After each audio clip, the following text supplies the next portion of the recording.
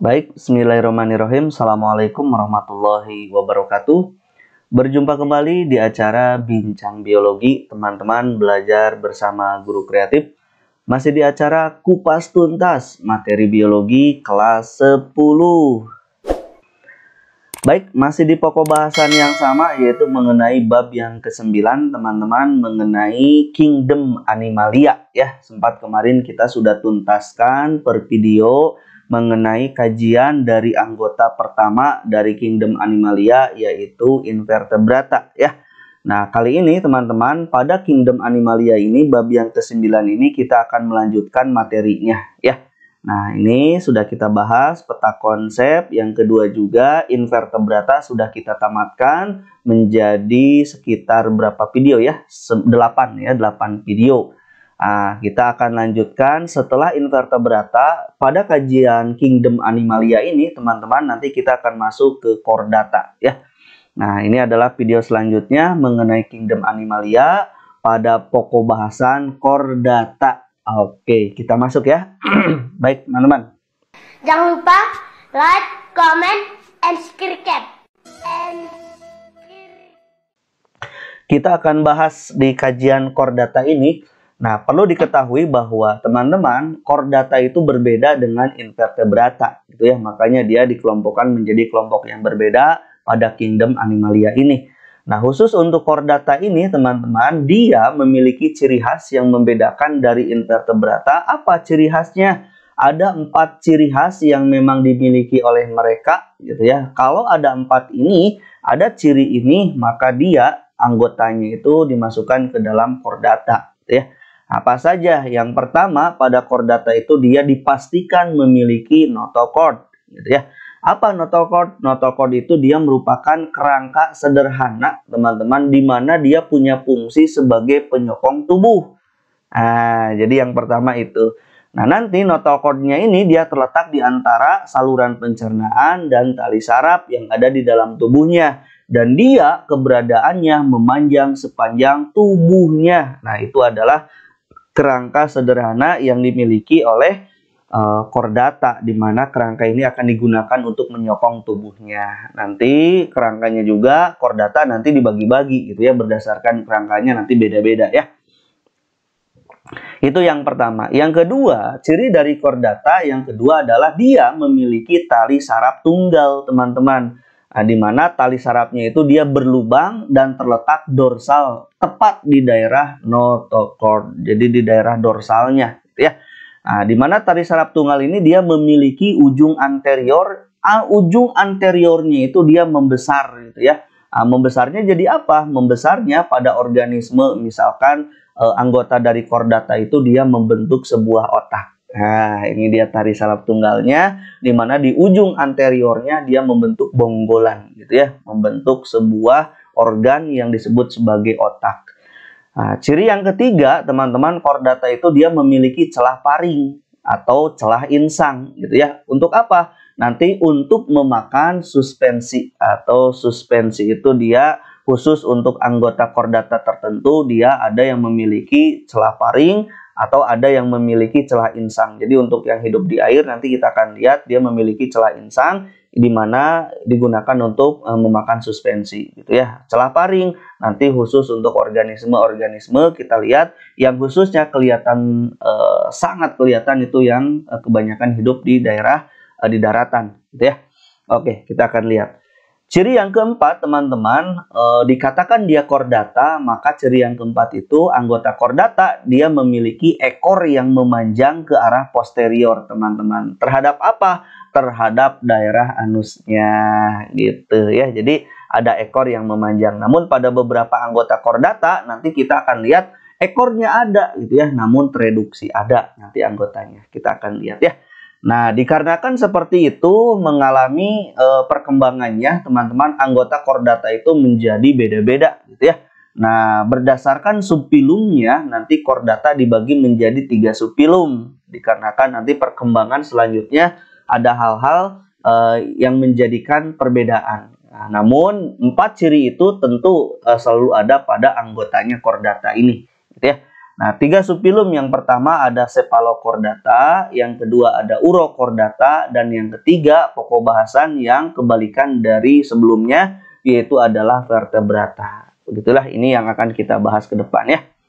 Baik, anggota pertama pada chordata disebutkan tadi bahwa Cephalochordata, gitu ya. Nah, dia sama Cephalochordata pun dia dikelompokkan lagi gitu ya. Kenapa dikelompokkan lagi? Sebab Cephalochordata berbeda dengan anggota chordata yang lainnya, meskipun 4 hal yang tadi sebagai dasar chordata ada gitu ya. Apa cirinya? Nah, subfilum yang pertama yaitu Cephalochordata ini dia dikenal dengan nama lancelet teman-teman, atau mata pisau gitu ya, dikenalnya sebagai mata pisau. Nah, di mana anggota Cephalochordata ini dia semua ciri chordata seperti notochord, tali saraf dorsal berlubang, celah paring atau celah insang, ekor gitu ya, pasca anus dimiliki gitu ya. Kapan? Sampai dia dewasa ada gitu ya.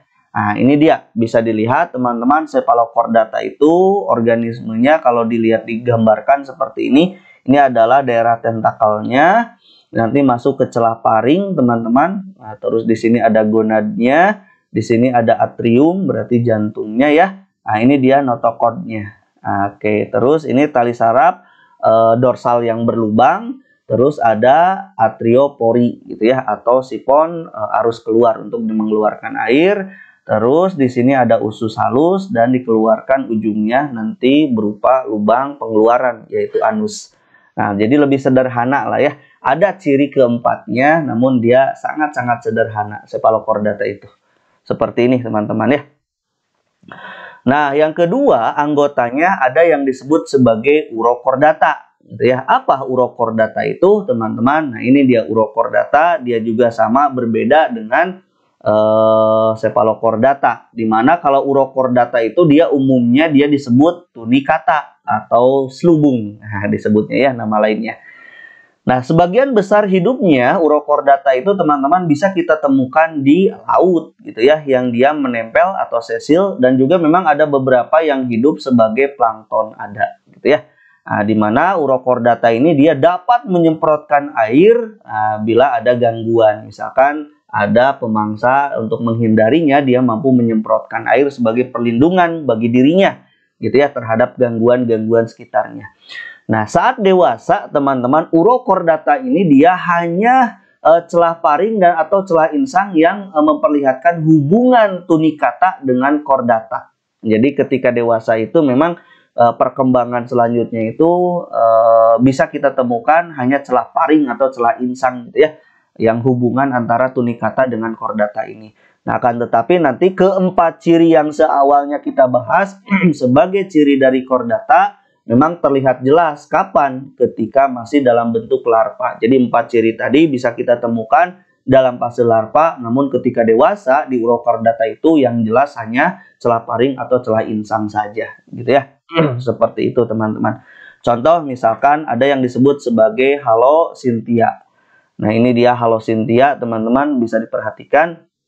Jadi kalau dari strukturnya kita perhatikan ini adalah arus di mana sifon untuk memasukkan air menuju daerah mulutnya, gitu ya. Nanti akan masuk ke paring. Nanti di paring di sampingnya ada lapisan dalamnya, ada celah insangnya, teman-teman.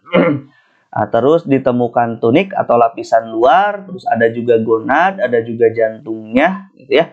Sistem pencernaan berupa lambung juga ada, usus halus, saluran kemih juga ada teman-teman, dan air yang setelah melewati lapisan insang atau celah insang nanti akan dikeluarkan melalui sifon arus yang keluar gitu ya, dimana dia pun sama, dia memiliki saraf ganglion seperti ini teman-teman. Nah gitu ya. Nah, namun dalam fase larva bisa ditemukan seluruhnya 4 ciri dari chordata itu, mulai dari mulut sebagai sifon arus masuk teman-teman, paring dengan celah insang juga ada, terus ada atriopor, sifon arus keluar gitu ya. Ada jantung, lambung, ada notochord tuh ditemukan, ada tali saraf dorsal yang berlubang, dan diakhiri oleh ekor. Ini masa larvanya. Namun ketika memang sudah dewasa, hanya ditemukan sebagai celah insang saja gitu ya, yang menunjukkan bahwa dia chordata. Nah, sebagai anggota dari Urochordata. Nah, ini adalah yang kedua, teman-teman. Oke, baik. Yang ketiga, anggota yang ketiga dari chordata adalah vertebrata, teman-teman. Kita bisa lihat vertebrata ini. Kenapa vertebrata berbeda dengan cephalochordata, berbeda dengan urochordata? Sebab vertebrata ini, teman-teman, memiliki tubuh simetri bilateral, di mana susunan tubuhnya itu dia sudah triploblastik, artinya di dalam tubuh sudah ada lapisan ektoderm, lapisan mesoderm, dan lapisan endoderm, gitu ya. Oke, simetri bilateral berarti satu kali pembelahan dia akan menghasilkan belahan yang sama, gitu ya, antara belahan kiri dan belahan kanannya. Selain itu, vertebrata juga dia memiliki tulang belakang yang memang cukup panjang yang membedakan dia dari urochordata dan cephalochordata, gitu ya. Jadi tulang belakangnya sangat kokoh dan sangat panjang. Terus dia memiliki selom atau rongga tubuh yang benar-benar sempurna. Jadi kelihatan ada sempurna, gitu ya. Alat pencernaannya pada anggota vertebrata benar-benar lengkap, teman-teman, mulai dari mulut sampai nanti bertemu dengan anus, di mana sistem pencernaannya benar-benar lengkap.